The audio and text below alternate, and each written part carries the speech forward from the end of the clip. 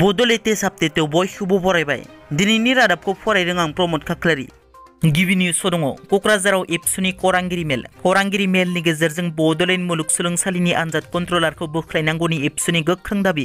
Bodoland मुलुगसोलोंसालिया TDC सेथि सेमिस्टारनि फिथाइ फोसावनायाव बेले बेजे जेंना सोमजिनायखौ लानानै दिनै खौरांगिरि मेलनि गेजेरजों एबसुआ बड'लेण्ड मुलुगसोलोंसालिनि खुंथायखौ गोख्रों रावजों सोंखारिदों खौरांगिरि मेलनि गेजेरजों बड'लेण्ड मुलुगसोलोंसालिनि आनजाद कन्ट्रलारखौ बोख्लायनांगौ होनना गोख्रों दाबि दिखाङो एबसुनि सोलोंथाइ नेहाथारि सोमावसार बसुमतारी बिथाङा मख'नो गोनांदि सेथि सेमिस्टारनि आनजादा कोविड-19 नि थाखाय अनलाइनजोंसो जादोंमोन नाथाय बै आनजादनि फिथाइ फोसावनायाव गोबां फरायसाफोरानो नाम्बारखौ लाथिख'सो मोनदोंमोन बड'लेण्ड मुलुगसोलोंसालिया गले गले फरायसाफोरनि जिउजों गेलेबाय थानायखौ गोख्रों रावजों सोंखारिनानै आनजादनि फिथाइनि सायाव फिन गेबेङै नायबिजिरफिननो दाबि दिखाङो एबसुआ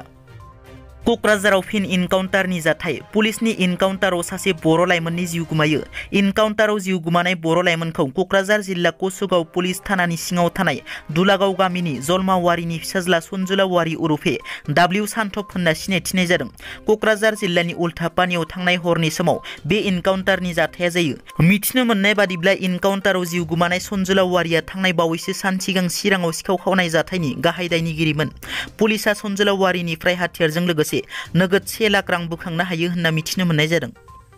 मिरु सरकारा मैया arm forces special power action दयै AFSP खौ सा सानजा रायजोनिफ्राय बोखारबाय बिटिआरजों लोगोसे सा सानजा रायजोनि गंगु जिल्ला ओनसोलनिफ्राय मिरु सरकारा AFSP खौ बोखारबाय नाथाय आसामनि माखासे जिल्ला जेरै तिनसुकिया डिब्रुगड़ शिबसागर सराइदेव गलाघाट जरहाट डिमा हासाव कार्बि आंलं वेस्ट कार्बि आंलं आरो काछार जिल्लानि लखिमपुर महकुमानिफ्राय AFSP खौ बोखारनाय जायाखै सनितपुर जिल्लानि सारितुवाराव पुलिसनि इनकाउन्टार सनितपुर जिल्लानि सिङाव थानाय सारितुवार हालामाव सानै सन्देह गोनां NLFB नि केडारखौ आथिङाव गुलि गावनानै जोखोम खालामो इनकाउन्टाराव जोखोम जानाय सानैखौ बृहद बसुमतारी आरो कम्पाउडार दैमारी होनना सिनायथिनाय जादों मिथिनो मोननाय बादिब्ला सन्देह गोनां NLFB नि सानै सोद्रोमाफोरा ओनसोलाव रां दाबि खालामदोंमोन इनकाउन्टाराव जोखोम जानाय सानै सन्देह गोनां NLFB नि सोद्रोमाफोरनिफ्राय NLFB नि राइटिं पेड मोननाय जादों होनना मिथिनो मोननाय जादों